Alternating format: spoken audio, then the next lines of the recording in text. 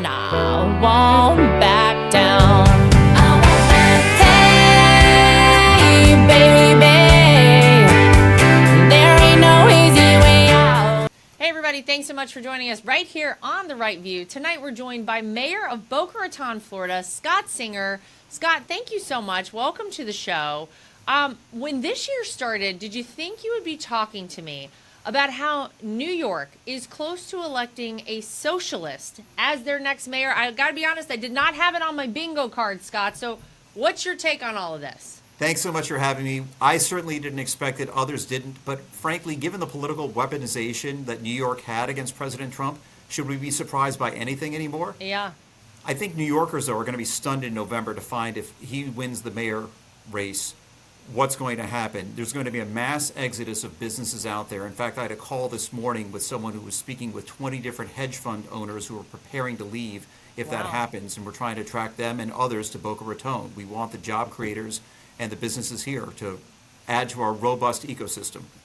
Yeah, well, listen, I think whenever you have like the top 1% of earners in New York creating something like 48% of the tax revenue there in New York City, those people leave, Scott, they are going to be in for a world of hurt. They are talking about leaving, though, and I'm sure you, as you said, would like to see them come down here to the Sunshine State. Look, my family has all moved down here to Florida. It is a beautiful place to live. We're a pro-growth environment. We're a pro-business environment. We're a pro-capitalism down here in Florida. I'm sure as the mayor of Boca Raton, you probably feel that you'd like them to come down to your area. Absolutely, and Boca Raton is the best place to do business, not just in Palm Beach County, the president's home county, but frankly in the entire state of Florida, and I'd say the entire United States. We have more than 40 publicly traded corporate headquarters here, 14,000 businesses in our city of 100,000 people. We are the economic engine of Palm Beach County, but beyond that, we have the lowest property tax rate of any full-service city in Florida, lowest. And with zero state income tax compared to the 17% that Mamdani is proposing at the high end for New York City, between New York City and New York State, that's 17% off the top for these job creators. That's why we were expecting more executives to move high-paying jobs here to add to what we already have. Strength in finance, tech, med tech, information technology, and a whole range of different industries. Yeah, it's an exciting time, I think, for the state of Florida. You know, you mentioned you're a Florida native. You moved to New York for a while. You and I were talking before the show. And then now you're back down here. You came kind of at the right time, though. You came before the rest of us moved down. I did the thing everybody did, Scott. I moved in 2021 during COVID with my family. We moved down here. But because of that, I think a lot of people who lived in New York, New Jersey, Connecticut, you know, that area have now moved down to Florida. I think one of the things I have found, and I'd love to get your take on it, is that because people have moved down from places like New York City, where you have a particular, you know, idea in your head is in terms of restaurant quality, nightlife, you know, great schools for your kids, we now are finding, I think, and where I live in Florida, and I'm sure in Boca, you guys see this as well, that kind of industry is flourishing, that there's so much for people in these areas. I didn't know Florida had all of this to offer, but I think the demand has risen since people from the Northeast have moved down. Do you find that in Boca as well? Well, absolutely. And we've been attracting the best from New York and other cities for decades. We're not new on the map. We've had outposts and some of the finest restaurants, shops, retailers, businesses, corporate offices that were in other cities have been here for decades, and they've only increased in the last few years. We've increased our growth since COVID because people were fleeing the high tax, high regulation, closed down cities. They wanted the green space, the beaches we offer, the better quality of life, the A-rated schools. We've got 3 great universities and colleges in our city, including Florida Atlantic, which is a Tier 1 research university, also rumored to be potentially the home of the Trump Presidential Library, which I've heard that too, Scott. Well, we'd love to make that happen because I can't think of a better place right in the center of Palm Beach County, the president's home county. But we're seeing more amenities, more culture. It's been here. It's more of it's coming. Yeah, it's very exciting. I love it. I love living here. And I didn't know leaving New York that I would feel this strongly about living in Florida. And what's funny is my husband grew up in New York City. You know, he lived there basically his whole life. He gets so excited. You know, we go up to Westchester. We have a house in Westchester, New York, for the summer with our kids, with our dogs. We spend, you know, like 2.5 months out there. I can't tell you, he was so excited, Scott, to get back down to Florida, chomping at the bit to get down here. But tell me about your journey. Tell me about growing up here and living here for a big part of your life and then moving back. I mean, no one knows it better, I assume, than you do. Well, thank you. Yes, born in Miami Beach, raised in Fort Lauderdale, away for college and law school, started my legal career in New York, where I had family ties to. But when I wanted to raise a family in my 30s, my wife and I looked around the New York area, looked in Westchester too, and decided Boca Raton was the place to be. It was 2011. The timing was great, and the move couldn't have been better. I didn't move down here thinking I'd end up mayor within a few years, but sure enough, I did. But it was really a sign that you could be involved in a great community that had everything. Not the hassles, not the crime, which has only dramatically skyrocketed in New York, while we have a great public safety record with crime at beyond 40-year lows and continuing to drop. Great quality of life. Our schools are unmatched, and but whether it's private, parochial, public, across the board. And there are so many jobs here, and again, I expect to have more. We are seeing great interest, not just from New York, by the way, where we've had a targeted campaign with the nytoboca.com campaign, but we've gotten calls from I think at least 10 different states about businesses wanting to move here just in the last month and a half. A major retail chain just canceled a massive order, leaving MyPillow with an overstock of classic MyPillows. And now it's your gain. For a limited time, MyPillow is offering their entire classic collection at true wholesale prices. Get a standard MyPillow for just $17.98. Want more? Upgrade to queen size for only $22.98 or king size for $24.98. Snag body pillows for $29.98 and versatile multi-use pillows for just $9.98. Visit mypillow.com and use promo code TRUMP or call 800-624-3945 to score these amazing deals. Plus, when your order totals $75 or more, you'll receive $100 in free digital gifts. No strings attached. That's right, premium pillows at unbeatable prices and bonus gifts to top it off. Don't wait. Head to mypillow.com or call 800-624-3945 now. And don't forget to use promo code TRUMP to grab your standard MyPillow for only $17.98 while supplies last. Wow. So you guys also have, I mean, I know I've seen it in our area, but I assume Boca as well. I mean, there are a lot of corporate headquarters that are moving to this area. I mean, I know for the Trump organization, look, you have crazy people like Tish James, who is the Attorney General of New York, who ran on a campaign to get Trump, right? And she certainly tried to do that.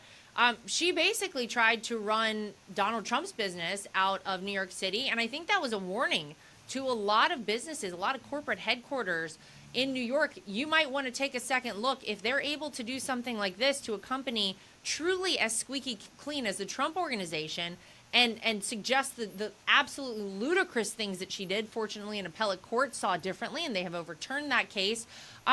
You know, this is not a place that's friendly to businesses anymore, and people want to get out. You must be hearing things behind closed doors from a lot of these, CEOs and companies that are thinking about moving or maybe have already moved their headquarters down to Florida. Well, yes, the CEOs who are looking to come here, they're concerned about the decay that's happening in other cities, not just New York, but across the nation. You have to look at what President Trump did last week with the Washington, D.C. and making sure public safety was there. I have a lot of friends in Washington, D.C. They're very happy to see actually feeling safe streets. And I lived in D.C. for 3 years during law school. It's been depressing in the last few years to see what that city has become. It's required presidential action. It's going to require more. But you see a contrast between mayors in cities who are letting crime increase. The president's, for example, executive order on cashless bail. It's part of a culture of not cracking down on crime and allowing streets not to be safe. Contrast that with a bunch of other mayors. I'm very pleased to be the inaugural chair of the America First Policy Institute Mayor's Council, where we're trying to advance the America First agenda in our cities and tie what happens in Washington for better results at all levels of government, but particularly in our cities. Yeah, I think that you talked about the crime numbers. That is something that is so paramount to quality of life, right? What Donald Trump has done in Washington, D.C., federalizing the police force, we've seen, numbers that have never even been seen before. You go like 2 weeks without a murder in Washington, D.C. for the first time in recorded history. That's amazing stuff. I can tell everybody watching, if you're thinking about possibly moving your family to Florida, to Boca, to wherever it is in this state, it is a very safe state. I never feel concerned about my children, out and about in Florida. I've never felt unsafe here in this state.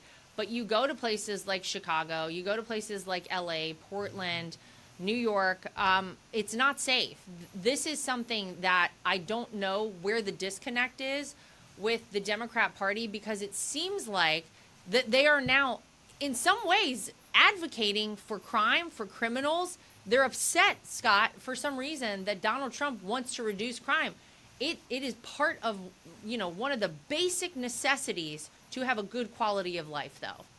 Absolutely, and that's what people who want to come to Boca Raton are talking about, quality of life.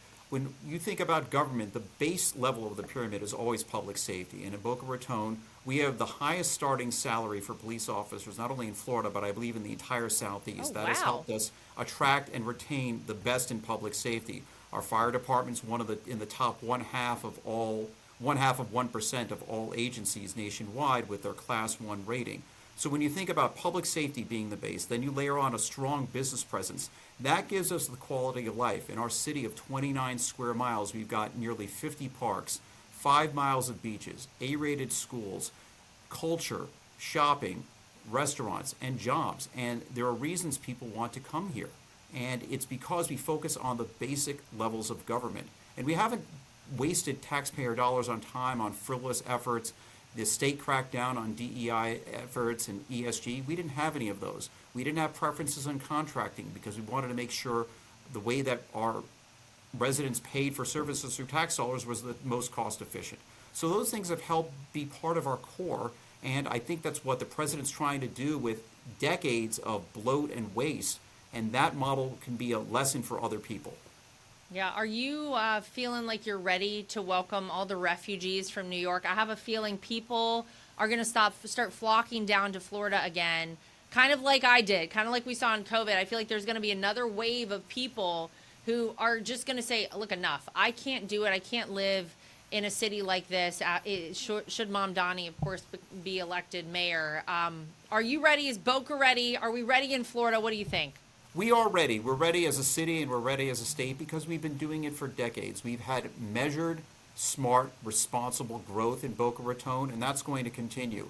I don't expect thousands of people to come to our fully built out city. We don't have a lot of vacant space here. What I do expect are job creators and companies to move corporate headquarters here, C-suite executives to come in and provide buy the existing homes here, increase property values.